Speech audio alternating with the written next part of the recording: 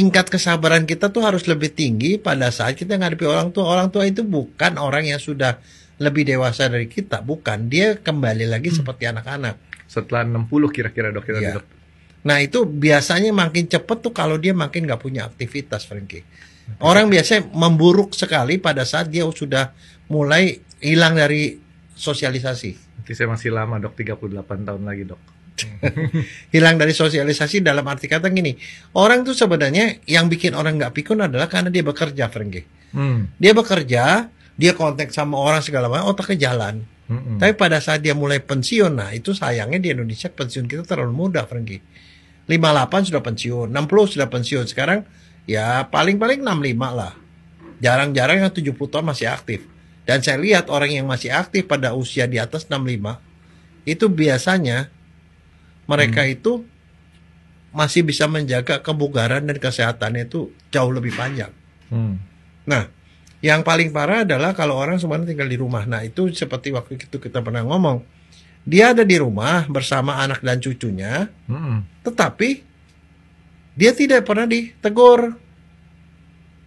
Anaknya nggak pernah ngajakin ngobrol dia.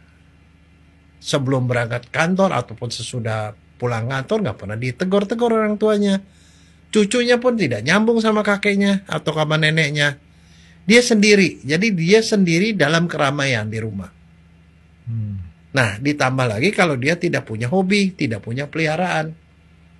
Tidak ada peliharaan, tidak ada hobi, tidak, ya pokoknya melakukan sesuatu lah. Nah, kalau yang kayak gituan, dia cepat sekali tua, memburuk dan pikun, Frankie.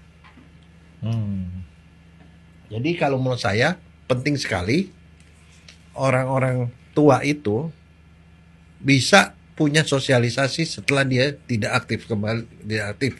Dok, emang kita punya fisik kalau nanti bertambah itu selain daripada dia punya kecepatan nih dok ya, otak kita menurun tuh dok?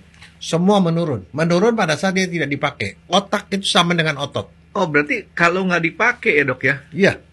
Nah itu sebabnya makanya kalau orang udah tua, ya dia harus punya aktivitas. Kalau saya sih sangat menganjurkan bahwa dia tuh mesti punya tetangga, teman kanan kiri itu yang dia bisa ngobrol. Katanya nyetir juga lumayan dok ya buat nyetir, ini. Naik sepeda, olahraga ke sekelilingnya, ikut tai chi misalnya, senam pagi. Ikut aja kalau misalnya dia punya aktivitas keagamaan, pergi ke masjid, ikut pengajian. Barangkali saya tidak tahu ikut pengajian. Mungkin kalau itu aktif di gereja, nyanyilah jadi ikut anggota KUR dan lain-lain. Itu akan membuat dia menjadi lebih hidup. Atau dia punya peliharaan. Peliharaan di mana setiap hari dia mesti pikir, oh ini harus dikasih makan 3 kali sehari. Atau ini harus dimandiin apa gitu. Tamagotchi, apapun. Nah itu harus itu. Dan bahkan kalau menurut saya, yang paling bagus adalah seperti di beberapa negara, di beberapa komunitas tradisional. Tetangga ngumpul yang sesama orang-orang tua. Tapi saya mau ikut paduan suara ditolak dok. Kenapa? Katanya suara saya bagus, tapi lebih bagus lagi kalau saya nggak nyanyi. Nah, itu biasanya nyanyi yang bagian akhir, Frankie. Bagian akhir bagus. Bagian terakhir gitu loh. Jadi udah mau habis baru kamu nyanyi gitu loh.